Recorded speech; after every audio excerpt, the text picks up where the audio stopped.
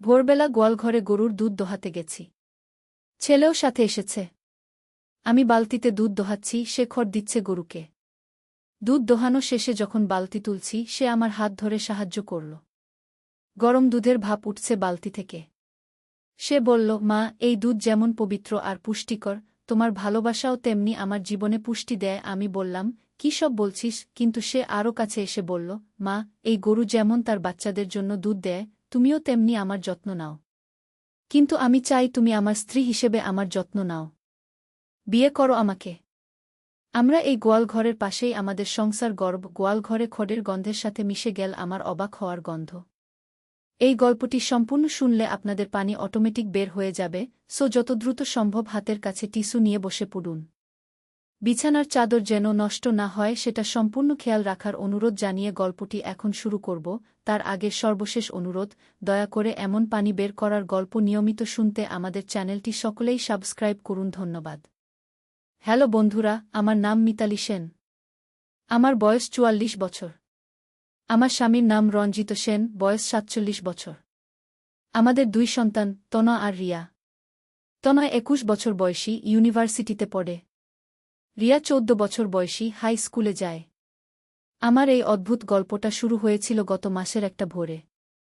আমি যখন গোয়ালঘরে গিয়েছিলাম দুধ দোহাতে, তখন তনয়ও আমার সাথে এসেছিল। আমাদের গ্রামের বাড়িতে ৩টা গরু আছে। প্রতিদিন ভোর ৫টায় উঠে আমি দুধ দোহাই। সেদিনও তেমনি করছিলাম। তনয় আমার কাছে এসে বলল, মা, তোমার এই যত্নের মতোই আমি তোমাকে ভালোবাসি। আমি তখন বুঝতে পারিনি ও কি বলতে চাইছে। কিন্তু পরের কথাগুলো শুনে আমার চোখ ছানাবড়া। ও বলল, মা, আমি তোমাকে বিয়ে করতে চাই। তুমি আমার স্ত্রী হয়ে যাও। আমি প্রথমে ভাবলাম ও হয়তো কৌতুক করছে। কিন্তু ওর চোখের দিকে তাকিয়ে বুঝলাম ও একেবারেই সিরিয়াস। আমি বললাম, তনয়, তুই কি বলছিস? আমি তোর মা। ও বলল, মা, আমি জানি এটা অস্বাভাবিক শোনাচ্ছে। কিন্তু আমি সত্যিই তোমাকে ভালোবাসি। শুধু মা হিসেবে নয়, একজন নারী হিসেবেও। আমার মাথা ঘুরতে লাগল। এমন কথা আমি জীবনেও শুনিনি। আমি বালতিটা রেখে দিয়ে বললাম, তনয়, তুই বাড়িতে গিয়ে আরাম কর। হয়তো জ্বর এসেছে। কিন্তু তনয় আমার হাত ধরে বলল, মা, আমার কোনো জ্বর নেই। আমি পুরোপুরি সুস্থ মাথায় এই কথা বলছি। আমি সত্যিই তোমাকে বিয়ে করতে চাই। আমি ওর হাত ছাড়িয়ে নিয়ে বললাম, তনয়, এসব কি বলছিস? আমি তোর মা। তোর বাবা আছে। এভাবে কথা বলা ঠিক না। তনয় তখন আমার পায়ে ধরে বসে পড়ল। বলল, মা, প্লিজ আমার কথা শোনো। আমি তোমার চেয়ে সুন্দর কোনো মেয়ে দেখিনি। তোমার মতো যত্নশীল, ভালোবাসার মানুষও দেখিনি। আমি চাই তুমি আমার স্ত্রী হও। আমার চোখে জল এলো। আমি বললাম, তনয়, উঠ। এভাবে কথা বলিস না। তুই আমার ছেলে। আমি তোর মা। কিন্তু তনয় আমার পা ছাড়ছিল না। ও বলল, মা, আমি তোমার ছেলে হতে চাই না। আমি তোমার স্বামী হতে চাই। আমি জোর করে ওকে উঠিয়ে দিয়ে বললাম, তনয়, তুই এখনই বাড়িতে যা। আর এসব কথা কখনো বলিস না। তনয় তখন আমার দিকে তাকিয়ে বলল, মা, আমি জানি তুমি এখন রাগ করছ। কিন্তু আমি হাল ছাড়ব না। আমি তোমাকে বোঝাবো যে আমি তোমার জন্য পারফেক্ট। আমি দৌড়ে বাড়িতে চলে এলাম। মনে মনে ভাবছিলাম, আমার ছেলের কি হয়েছে? এভাবে কথা বলছে কেন? পরের দিন সকালে যখন আমি রান্নাঘরে গেলাম, দেখি তনয় সেখানে দাঁড়িয়ে আছে। ও বলল, মা, আমি তোমার জন্য চা বানিয়েছি। আমি চায়ের কাপটা নিলাম। তনয় তখন আমার কাছে এসে বলল, মা, গতকাল যে কথা বলেছিলাম সেটা নিয়ে ভেবেছ? আমি বললাম, তনয়, আমি তোর বাবাকে সব বলে দেব। তনয় হেসে বলল, বলো না মা। বাবা তো আজকাল বাড়িতেই থাকে না। ব্যবসার কাজে সারাদিন বাইরে। তিনি আমাদের কথা বুঝবেন না। আমি তখন বুঝলাম যে তনয় সত্যিই কিছু অস্বাভাবিক চিন্তা করছে। আমি বললাম, তনয়, তুই ডাক্তারের কাছে যাবি। তনয় বলল, মা, আমার কোনো অসুখ নেই। আমি শুধু তোমাকে ভালোবাসি। এরপর কয়েকদিন তনয় আমাকে নিয়ে এমন সব কথা বলতে থাকল যা শুনে আমার গা শিউরে উঠত। ও বলতো, মা, তুমি আমার জীবনের সবচেয়ে সুন্দর মানুষ। আমি যখন কাজ করতাম, ও পাশে এসে দাঁড়াত। বলতো, মা, তোমার হাত দুটো কত সুন্দর। একদিন আমি যখন গোসল করতে যাচ্ছিলাম, তনয় আমার পথ রোধ করে দাঁড়াল। বলল, মা, আমি তোমার সাথে গোসল করতে চাই। আমি রেগে গিয়ে বললাম, তনয়, তুই একেবারেই বেয়াদব হয়ে গেছিস। আমি তোর বাবাকে সব বলবো। কিন্তু সেদিন সন্ধ্যায় যখন রঞ্জিত বাড়ি ফিরল, তনয় তার কাছে গিয়ে বলল, বাবা, আমি মাকে বিয়ে করতে চাই। রঞ্জিত প্রথমে ভাবল ও হয়তো কৌতুক করছে। কিন্তু তনয় যখন সিরিয়াসলি বলল, তখন রঞ্জিত রেগে গেল। বলল, তনয়, তুই কি বলছিস? এসব কি কথা? তনয় বলল, বাবা, আমি সত্যি বলছি। আমি মাকে ভালোবাসি। আমি তাকে বিয়ে করতে চাই। রঞ্জিত তনয়কে একটা চড় দিল। বলল, চুপ কর। এসব বাজে কথা আর বলবি না। কিন্তু তনয় থেমে থাকল না। পরের দিন থেকে আরও বেশি করে আমাকে বলতে লাগল, মা, আমি তোমাকে ছাড়া বাঁচতে পারব না। একদিন রাতে আমি যখন ঘুমাচ্ছিলাম, তনয় আমার ঘরে ঢুকল। আমার বিছানায় শুয়ে পড়ার চেষ্টা করল। আমি জেগে উঠে চিৎকার করলাম। রঞ্জিত দৌড়ে এল। তনয়কে ঘর থেকে বের করে দিল। পরের দিন রঞ্জিত বলল, মিতালি, তনয়ের সাথে কি হয়েছে? ও এভাবে আচরণ করছে কেন? আমি বললাম, আমি জানি না। হঠাৎ করে এমন হয়ে গেছে। রঞ্জিত বলল, ডাক্তারের কাছে নিয়ে যেতে হবে। কিন্তু তনয় ডাক্তারের কাছে যেতে রাজি হল না। বলল, আমার কোনো অসুখ নেই। এরপর তনয় আরও বেশি অদ্ভুত আচরণ করতে লাগল। ও আমার ব্যবহৃত কাপড় চুরি করত। আমার ব্যবহৃত তোয়ালে গোপনে রাখত। একদিন আমি দেখলাম ও আমার ব্লাউজ নিয়ে শুকছে। আমি বললাম, তনয়, তুই কি করছিস? ও বলল, মা, তোমার গন্ধ আমার ভালো লাগে। আমার গা গুলিয়ে উঠল। আমি রঞ্জিতকে সব বললাম। রঞ্জিত সিদ্ধান্ত নিল যে তনয়কে জোর করে হলেও ডাক্তারের কাছে নিয়ে যেতে হবে। কিন্তু তার আগেই একদিন রাতে তনয় আমার ঘরে ঢুকে তালা দিয়ে দিল। আমি ভয় পেয়ে গেলাম। তনয় আমার কাছে এসে বলল, মা, আমি আর পারছি না। তুমি আমাকে বিয়ে কর, না হলে আমি আত্মহত্যা করব। আমি বললাম, তনয়, প্লিজ এসব করো না। তুই আমার ছেলে। তনয় একটা ছুরি বের করল। বলল, মা, তুমি হ্যাঁ বলো, না হলে আমি এই ছুরি দিয়ে আমার গলা কেটে দেব। আমি চিৎকার করে রঞ্জিতকে ডাকলাম।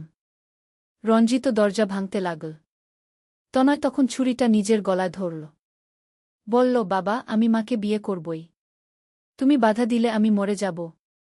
রঞ্জিত দরজা ভেঙে ঢুকল। তনয়ের হাত থেকে ছুরি কেড়ে নিল। তনয় কাঁদতে লাগল। বলল, বাবা, আমি শুধু মাকে ভালোবাসি। পরের দিন রঞ্জিত তনয়কে জোর করে ডাক্তারের কাছে নিয়ে গেল। ডাক্তার তনয়কে পরীক্ষা করে বলল, এ ছেলের মানসিক সমস্যা হয়েছে। চিকিৎসা করতে হবে। কিন্তু ডাক্তার যখন তনয়কে ইনজেকশন দিতে গেল, তনয় হঠাৎ করে পাগলের মতো হেসে উঠল। বলল, ডাক্তার সাহেব, আমার কোনো সমস্যা নেই। আমি শুধু আমার মাকে ভালোবাসি। ডাক্তার বলল, এটা অস্বাভাবিক। এ ছেলেকে হাসপাতালে ভর্তি করতে হবে। কিন্তু তনয় হাসপাতালে থাকতে চাইল না। ও বারবার পালানোর চেষ্টা করতে লাগল। একদিন সত্যিই পালিয়ে গেল। আমরা সবাই খোঁজ করলাম। কিন্তু তনয়ের কোনো খোঁজ পেলাম না। 3 দিন পর ও ফিরে এলো। কিন্তু এবার ওর আচরণ আরও অদ্ভুত। ও এসেই আমাকে বলল, মা, আমি তোমার জন্য একটা সারপ্রাইজ নিয়ে এসেছি। আমি বললাম, কি সারপ্রাইজ? তনয় তার ব্যাগ থেকে একটা ছোট বাক্স বের করল। বাক্সটা খুলে দেখি, ভিতরে একটা আংটি। তনয় বলল, মা, এটা আমাদের বিয়ের আংটি। আমি তোমার জন্য কিনে এনেছি। আমি বলে উঠলাম, তনয়, তুই এসব কোথা থেকে কিনলি? তনয় বলল, মা, আমি আমার সব টাকা খরচ করে তোমার জন্য কিনেছি। তুমি এটা পরো। আমি বললাম, আমি পরব না। তনয় তখন জোর করে আমার হাতে আংটিটা পরিয়ে দিতে চাইল। আমি প্রতিরোধ করলাম। এদিকে রঞ্জিত এসে গেল। ও তনয়কে দূরে সরিয়ে দিল। রঞ্জিত বলল, তনয়, তুই এখনই এ বাড়ি ছেড়ে চলে যা। তনয় বলল, বাবা, এটা আমার বাড়িও। আমি যাব না। রঞ্জিত তখন তনয়কে জোর করে বাড়ি থেকে বের করে দিল। তনয় বাইরে দাঁড়িয়ে চিৎকার করতে লাগল, মা, আমি তোমাকে ছাড়া বাঁচব না। তুমি আমার কাছে এসো। সেদিন রাতে তনয় আমাদের বাড়ির চারপাশে ঘুরতে লাগল। মাঝে মাঝে জানালার কাছে এসে আমাকে দেখার চেষ্টা করত। আমি ভয়ে জানালার পর্দা টেনে দিলাম। পরের দিন সকালে দেখি তনয় আমাদের বাড়ির গেটে শুয়ে আছে। আমি বাইরে গেলাম। তনয় উঠে আমার পায়ে ধরল। বলল, মা, আমি সারা রাত তোমার জন্য অপেক্ষা করেছি। তুমি আমাকে বাড়িতে নাও। আমি বললাম, তনয়, তুই এভাবে থাকতে পারিস না। তুই তোর বন্ধুদের বাড়িতে যা। তনয় বলল, মা, আমার কোনো বন্ধু নেই। আমার শুধু তুমি আছো। আমার মন খারাপ হয়ে গেল। আমি তনয়কে বাড়িতে নিয়ে এলাম। কিন্তু রঞ্জিত রেগে গেল। বলল, তুমি কেন ওকে ভিতরে আনলে? আমি বললাম, ও তো আমার ছেলে। রঞ্জিত বলল, ও তোমার ছেলে হতে চায় না, ও অন্য কিছু চায়। সেদিন থেকে আমার মন খুব খারাপ থাকতে লাগল। আমি বুঝতে পারছিলাম না কি করব। একদিকে তনয় আমার ছেলে, তাকে বাড়ি থেকে বের করতে পারছি না। অন্যদিকে ওর আচরণ আমাকে ভীত করে তুলছে। কয়েকদিন পর একদিন রাতে আমি ঘুমাচ্ছিলাম। হঠাৎ অনুভব করলাম কেউ আমার পাশে শুয়ে আছে। আমি চোখ খুলে দেখি তনয় আমার বিছানায় শুয়ে আছে। আমি চিৎকার করে উঠলাম। তনয় বলল, মা, চিৎকার করো না। আমি শুধু তোমার পাশে শুতে চেয়েছি। আমি বললাম, তনয়, উঠ। তোর নিজের ঘরে যা। তনয় বলল, মা, আমি তোমার কাছেই থাকতে চাই। রঞ্জিত এসে তনয়কে টেনে নিয়ে গেল। কিন্তু পরের রাতেও তনয় আবার আমার ঘরে এলো। এভাবে প্রতিরাত আমি ভয়ে থাকতাম যে তনয় কখন আমার ঘরে ঢুকবে। একদিন আমি রিয়াকে বললাম, মা, তোর ভাইয়ের আচরণ দেখে তোর কেমন লাগে? রিয়া বলল, মা, ভাই অদ্ভুত আচরণ করে। আমার ভয় লাগে। আমি বুঝলাম যে রিয়াও তনয়ের আচরণে বিরক্ত। আমি রঞ্জিতকে বললাম, আমাদের কিছু একটা করতে হবে। রঞ্জিত বলল, আমি তনয়কে আমার মামার বাড়িতে পাঠিয়ে দিচ্ছি। কিন্তু তনয় যেতে রাজি হল না। বলল, আমি মায়ের কাছ থেকে কোথাও যাব না। একদিন আমি যখন বাজার করতে গিয়েছিলাম, তনয়ও আমার সাথে এলো। পথে ও বলল, মা, আমরা দুজনে কোথাও দূরে চলে যাই। আমি বললাম, কোথায়? তনয় বলল, যেখানে কেউ আমাদের চেনে না, যেখানে আমরা স্বামী স্ত্রী হিসেবে থাকতে পারি।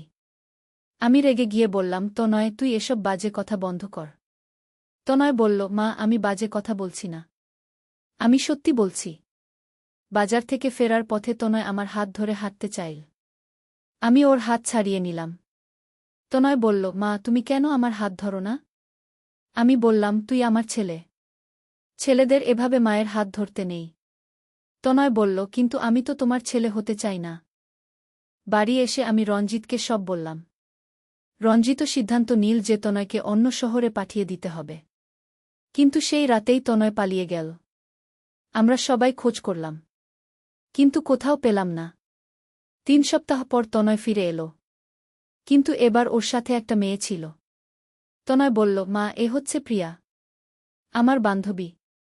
আমি অবাক হয়ে গেলাম। তনয় বলল, মা, আমি বুঝতে পেরেছি যে আমি তোমাকে ভালোবাসতাম কারণ আমি কখনো কোনো মেয়ের প্রেমে পড়িনি। কিন্তু এখন প্রিয়াকে পেয়েছি। প্রিয়া একটা সুন্দর মেয়ে। ওর বয়স 19 বছর হবে। তনয় বলল, মা, আমি প্রিয়াকে বিয়ে করতে চাই। আমি খুশি হয়ে গেলাম।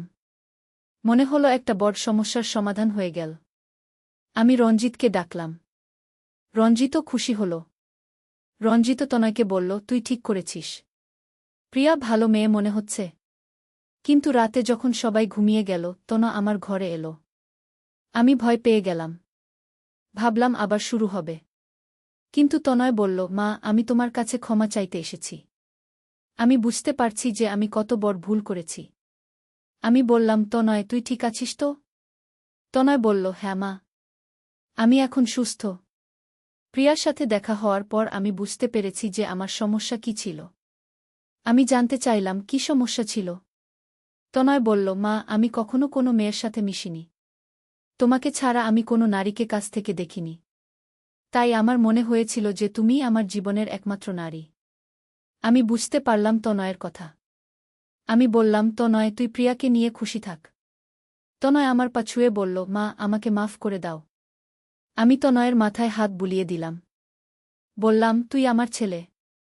আমি তোকে মাফ করে দিয়েছি। পরের দিন থেকে তনয়ের আচরণ সম্পূর্ণ বদলে গেল। ও আর আমাকে নিয়ে অদ্ভুত কথা বলত না। প্রিয়াকে নিয়ে ব্যস্ত থাকত। প্রিয়া খুব ভালো মেয়ে। ও আমাকে মা বলে ডাকত। আমার সাথে রান্না-বান্না করত। রিয়ার সাথেও ভালো মিশত। 1 সপ্তাহ পর তনয় বলল, মা, আমি প্রিয়াকে বিয়ে করতে চাই। আমি বললাম, তাহলে প্রিয়ার বাবা-মায়ের সাথে কথা বল। তনয় বলল, প্রিয়ার বাবা-মা নেই। ও এতিম। একটা হোস্টেলে থাকে। আমি মন খারাপ হয়ে গেলাম। আমি প্রিয়াকে বললাম, মা, তোর কোনো আত্মীয়-স্বজন নেই? প্রিয়া বলল, না মা, আমার কেউ নেই। আমি বললাম, তাহলে আমরাই তোর পরিবার। তুই আমাদের সাথেই থাক। প্রিয়া কেঁদে ফেল। বলল, মা, আপনি অনেক ভালো। আমি তনয় আর প্রিয়ার বিয়ের প্রস্তুতি শুরু করলাম। কিন্তু তনয় বলল, মা, আমি সিম্পল বিয়ে করতে চাই। বেশি খরচ করতে হবে না। আমি বললাম, না তনয়, তোর বিয়ে ভালো করে হবে। বিয়ের দিন তনয় খুব খুশি ছিল। প্রিয়াও খুব সুন্দর লাগছিল। আমি মনে মনে ভাবছিলাম, আল্লাহর রহমতে সব ঠিক হয়ে গেল। বিয়ের পর তনয় আর প্রিয়া আমাদের সাথেই থাকতে লাগল। প্রিয়া আমার মতো করে সংসারের কাজ করত। আমি খুশি ছিলাম। কিন্তু একদিন আমি একটা অদ্ভুত জিনিস লক্ষ্য করলাম।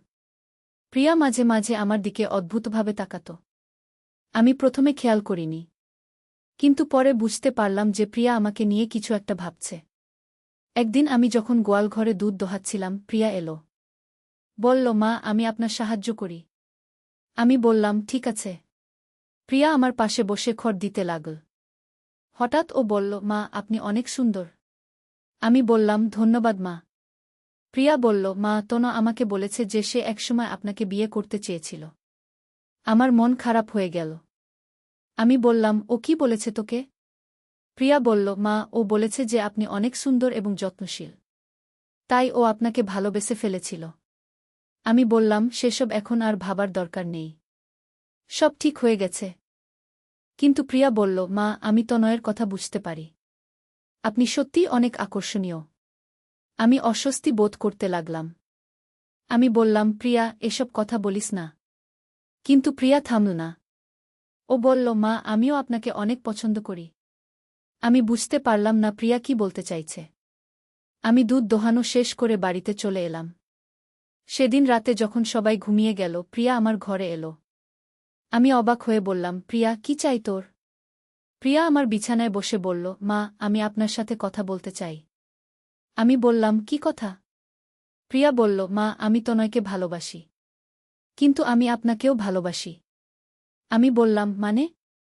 প্রিয়া বলল, মা, আমি চাই আপনি আমাদের সাথে একটা অদ্ভুত সম্পর্কে থাকুন। আমার মাথা ঘুরতে লাগল। আমি বললাম, প্রিয়া, তুই কি বলছিস? প্রিয়া আমার হাত ধরে বলল, মা, আমি চাই আমরা তিনজন একসাথে থাকি। আপনি আমার এবং তনয়ের দুজনেরই স্ত্রী হন। আমি ধাক্কা খেয়ে গেলাম। আমি বললাম, প্রিয়া, তুই কি পাগল হয়ে গেছিস? প্রিয়া বলল, না মা, আমি একেবারে ঠিক আছি। আমি চাই আমরা একটা ভিন্ন ধরনের পরিবার গড়ি। আমি প্রিয়ার হাত ছাড়িয়ে নিয়ে বললাম, তুই এখনই আমার ঘর থেকে বের হয়ে যা। কিন্তু প্রিয়া বলল, মা, আপনি রেগে যাবেন না। তনয়ও এ ব্যাপারে জানে। আমি আরও অবাক হয়ে গেলাম। আমি বললাম, তনু জানে? প্রিয়া বলল, হ্যাঁ মা। আমরা দুজনে মিলে এই পরিকল্পনা করেছি। আমি বুঝতে পারলাম যে তনয় আর প্রিয়া দুজনেই আমাকে নিয়ে কোনো অদ্ভুত পরিকল্পনা করেছে। পরের দিন সকালে তনয় আমার কাছে এলো। বলল, মা, প্রিয়া তোমাকে সব বলেছে। আমি রেগে গিয়ে বললাম, তনয়, তোরা দুজনে কি করছ? তনয় বলল, মা, আমরা চাই তুমি আমাদের সাথে একটা নতুন ধরনের জীবন যাপন করো। আমি বললাম, আমি কোনো অদ্ভুত জীবন যাপন করব না। তনয় বলল, মা, তুমি আমাদের কথা ভেবে দেখো। আমি রঞ্জিতকে সব বললাম। রঞ্জিত রেগে গিয়ে তনয় আর প্রিয়া দুজনকেই বাড়ি থেকে বের করে দিল। কিন্তু সেদিন রাতে তনয় আর প্রিয়া দুজনে মিলে আমাদের বাড়িতে আগুন লাগানোর চেষ্টা করল। আমরা সবাই জেগে উঠলাম। রঞ্জিত পুলিশ ডাকল। পুলিশ এসে তনয় আর প্রিয়াকে ধরে নিয়ে গেল।